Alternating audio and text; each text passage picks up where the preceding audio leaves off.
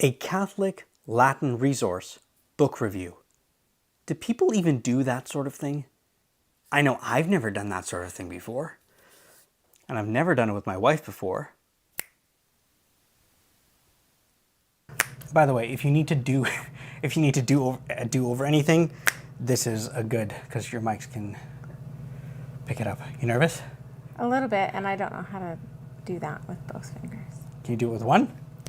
That'll do, as long as I can hear it on the microphone. Greetings, this is the Latin Prayer Podcast, and welcome back for another episode. We're doing something special today. I have my lovely wife here with me, Christina Drego. I had to twist her arm a little bit to show up on the camera, but most of this episode is just going to be available to the patrons of the Latin Prayer Podcast Patreon community. I am making the first maybe 2-3 minutes of this available to the rest of the listeners, and that's probably what you're listening to, but we are releasing this episode on YouTube for our patrons, so you'll have to hop on there to take a look at it. So thank you for saying yes. Welcome. Okay, so we're doing a book review, and this is a Latin learning resource, I think that's what we can call it. Yeah. Okay. That's good. And yeah, so I've got a bunch of questions. I'm going to interview you. You're going to share your vast expertise with us. Actually, why don't we start off with a little bit about you? Okay. Yeah. Give us your professional educational background, please. So I'm a little bit of a bibliophile, and I was a librarian in my past life, and now I homeschool our 4 children. And how many books do we have? Too many. A sufficient amount of books. I may take some video footage of the amount of books that we have and include it in the video. Okay. Actually, first off, why don't we start with the name of the book and how did you find out about this book? Like, where did you discover it first? So there are a very select number of publishers that I trust, that when I get emails from them about new publications coming out, that I would trust to bring them into my home. Mm-hmm. And TAN Publications is one of those beautiful Catholic publishers. They've been around for a while. They have a number of older publications that they have now assumed into their larger publication house. So that would include like Newman Press and St. Benedict's Press. So whenever I get an email from them, I look through their stuff and I'm always impressed. This caught my eye a little while ago. They had their St. Benedict's Day sale. So I always try and take advantage of that, especially as a homeschooling mom, trying to fill our home with beautiful things for my kids to look at and to learn from. I love having books kind of around that my kids can just pick up and page through, but I was also looking for something really beautiful that my kids could bring to Mass with them. So the name of the book is? Oremus. So this is Oremus, Latin Prayers for Young Catholics. There's an introduction by Katie Warner, and she has published a number of other picture books, also published by TAN. And then the illustrations, it says Illustrations After the Masters by Meg Wallen. I really love her work. I think it's quite beautiful, and I was really looking for something that would kind of spark the wonder and imagination of my children. Okay, so what would you say is the main focus of this particular book? I mean, it says Latin Prayers for Young Catholics. What is the book trying to accomplish in your mind? So that's a good question.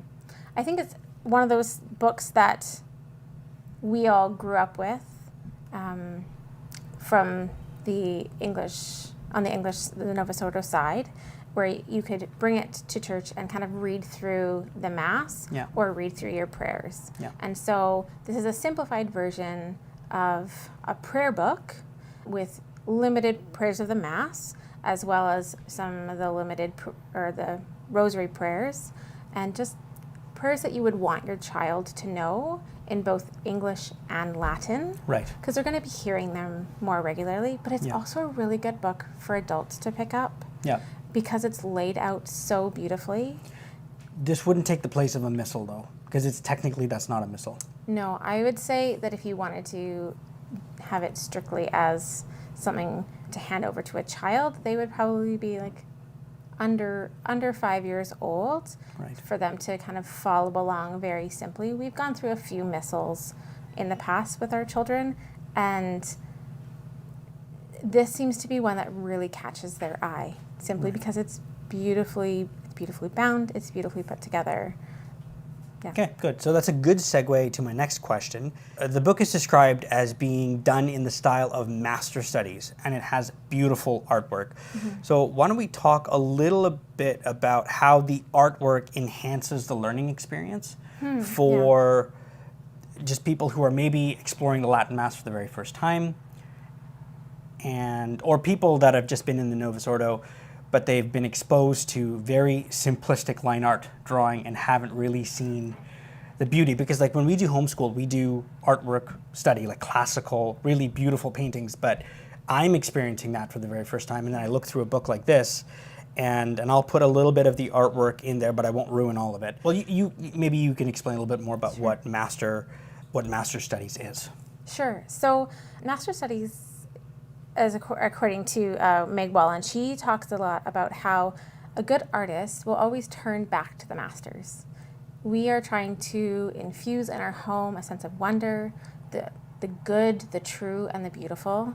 It's one of the reasons why we do something called picture study, where we bring beautiful art into our home and we allow our children to just immerse themselves in it and talk about it. So they become good friends with these artists and with these pictures.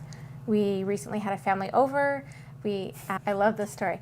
We recently had a family over, and we had changed around our pictures on our walls, and I had moved over a picture of the Coronation of Our Lady by Botticelli onto one of our walls. And this family came over, and this 8-year-old girl, she said hello to us, and then she saw the picture, and she goes, "Oh, Mama, look, they have one too." And I found out from her mom that they had just finished their picture study on Botticelli. And this Coronation of Our Lady had become just one of those special artworks to this little girl. And so when she saw it in her home, she was recalling the beauty, the feeling that she felt when she was first introduced to this painting. And I really want that for our kids too. Specifically with the Mass. With the Mass, but how the tradition of the Church through the ages has continued to work with the Mass to kind of beautify the life of the Church, beautify the body of the Church, as we kind of, it's the smells and bells, right? Yeah. It's like we have beautiful music, we surround ourselves with beautiful artwork, and we want our children to recognize the beauty there. Right. It's interesting because that story reminded me of our third son, Benedict. We had gone for a funeral mass to another parish, and we were sitting at the very back of the church, and at some point, I forget when in the mass, it was a Novus Ordo mass, and he turned and he looked at, I don't know if it was you or me, and he said, I think it was you. It was actually my mom. Oh, okay. Yeah. And he said, what did he say? Oh, he said, no, when are they going to make this church beautiful? Right. And so growing up, having not a lot of exposure to beautiful artwork, to be able to see that with the Mass, and to be able to, even if the church isn't beautiful, it could be beautiful in its simplicity, but you can see almost through the Mass when you have access to, or you're exposed to beautiful art. Yeah. And so specifically Master Studies is? Well, so what she's done is she's taken the works of the masters, so let's say like Fra Angelico or Van Eyck, and kind of done an interpretation of them. You always, especially as an artist, which I'm not, as an artist, you always want to be turning back to the masters. What have they done? What did they do well? How can we learn from them? Right. How can I bring that into a new piece? And so I think she's done that extremely well. Yeah. It's, when going through some of the art in here, because every master that she's copying is a little bit different, you can sort of see her style, but the styles are different from master to master. Yeah, definitely. So it's really cool because you're seeing her flavor, but it's still, they're different artists for each part of the Mass that she's copying a piece of art from. Yeah, definitely. That's really cool. Oremus is positioned as a Latin teaching resource. Could you elaborate on how the book supports the Latin learning, how it engages the reader, and maybe in its simplicity, and what you like about how they've done the book, or maybe even some things that you don't like, maybe things they've left out. So anything in there. So I'll just give you kind of a taste. So this is the first prayer that they have in the book, the sign of the cross. They've paired it very beautifully and perfectly with an image of the Trinity, of the Blessed Trinity. Interestingly enough, this painting actually is not the full painting. She's taken kind of a larger painting and brought in and focused directly on the Trinity, which is lovely, especially for kids. And then they've done the side by side. So they have the Latin on one side and the English on the other. So you can actually see the words as they are meant to be said in Latin, but you can also understand them in English. Yes. I think they've done a very good job. And the font is very easy to read. Like, it's not difficult. It's not super tiny. It's not overly large. Like, it's very clear and pretty at the same time. Yeah, exactly. So, for example, my 3-year-old can easily follow along, like, oh, this is the part, right, Mama? Even though she can't read. But my 8-year-old can easily read this by himself. Yep. And he does.